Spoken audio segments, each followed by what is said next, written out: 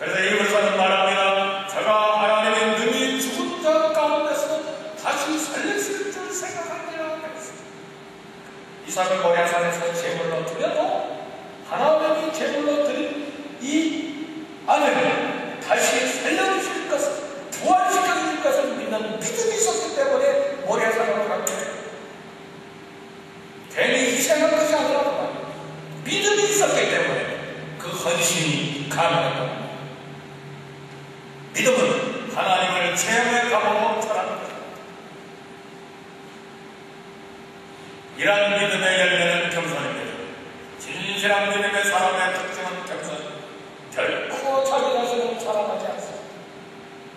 성도 여러분, 바로가 모세에게 말하기를 내가 들으니까 들은즉 나는 꿈을 들으면 능히 푼다더라. 요셉이 바로에게 대답하되 이는 내게 있는 것이 아니라 하나님이 바로에게 평안한 대답을 하십니다.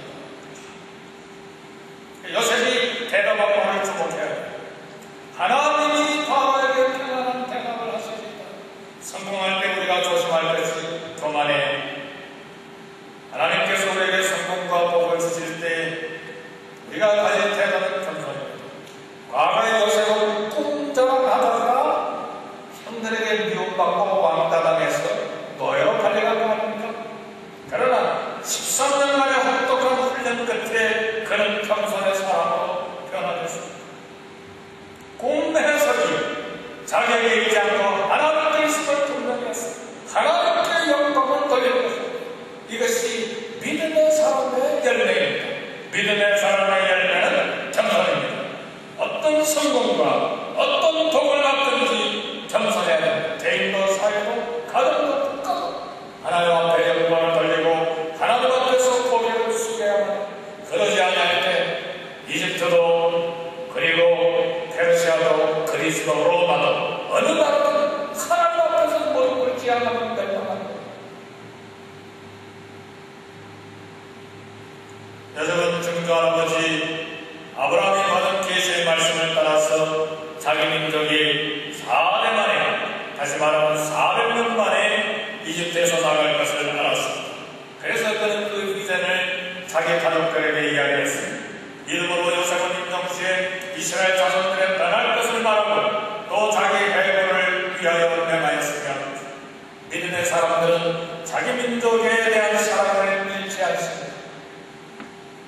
요셉은 13년 만에 노예 신분에서 벗어나 강대국인 이집트 제국의 제2인자가 됐습니다.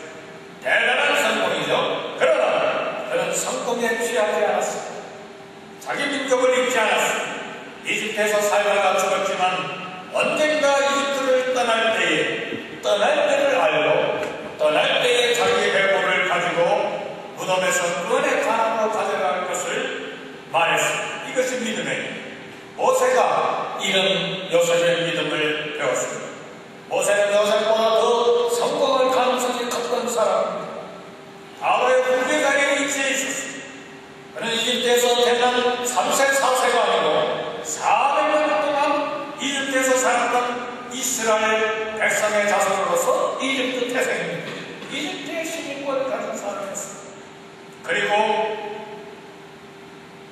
바로 공주의 아들이라고 하는 것은 당시의 역사적인 자료들을 살펴보면 바로 공주의 외딸인 이 공주에게 자식이 없었기 때문에 양아들로 들어간 이 모세가 이집트 바로의 후계자에 서려 있었습니다.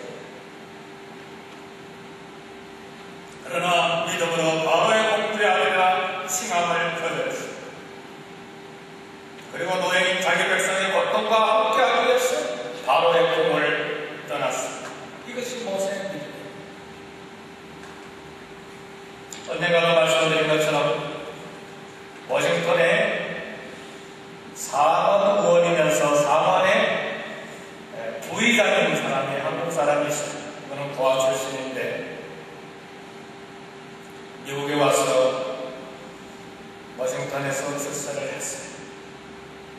상원 의원 된 것만도 큰 일인데 상원의 부의장까지 올라가서 얼마나 대단한 사람입니까? 미국 정부에서 이 사람을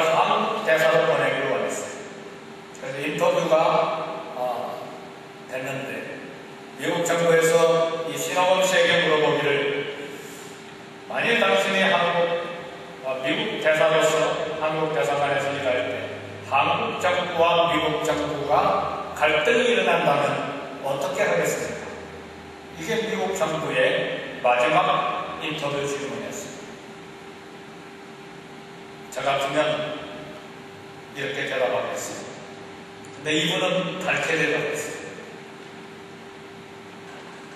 미국은 나의 아버지, 한국은 나의 어머니입니다. 그래서 실격됐어요. 그런 사람을 뽑아서 한국으로 미국 대사로 보낼 리가 없습니다. 그러나 그 대답은 진실했습니다. 그리고 우리 한국 사람들에게 감동을 주는 대답, 그리고 하나님이 기뻐하시는 대답이었습니다. 하나님은 어떤 민족이든 간에 자기 민족을 사랑하는 백성을 사랑하십니다. 하나님이 우리에게 주신 나라는 한국이에요. 그래서 까만 머리, 까만 노란 피부를 주셨어요.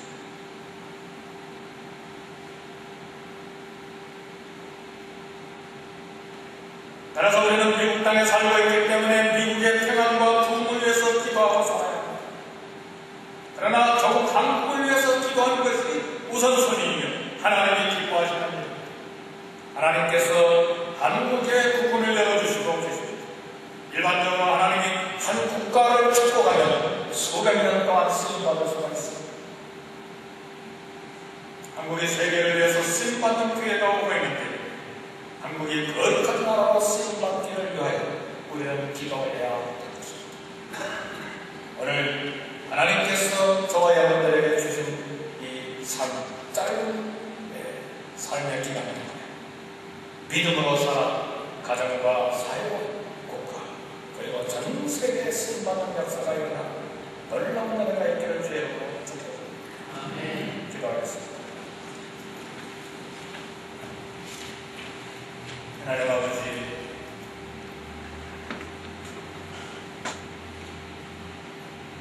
한 가족의 조그만 소년이 이집트의 노예로 달려가서 마침내 자기 족 이스라엘 민족의 장래가 결정되는 놀라운 믿음의 사람으로 쓰임받았음을 저희들이 보고 있습니다. 하나님 아버지, 오늘 저희들에게 주신 교훈의 말씀을 따랐습니다. 믿음으로서 우리 개인과 사회와 국가의 미래를 결정하는 놀라운 믿음의 사람으로 쓰임받는 걸음 우리에게 있게 해 주옵소서. 오늘도 우리가 사는 캘리포니아를 위하여 기도하며 우리가 사는 LA와 코리아타운을 위해서 기도하며 더욱 한국과 중남미와 그리고 아프리카와 아시아와 전 세계를 위해서 기도하며 기도로 하나님 나라를 이루어가는 거룩한 백성들 되게 해 주옵소서. 예수의 이름으로 축복하고 기도하옵나이다.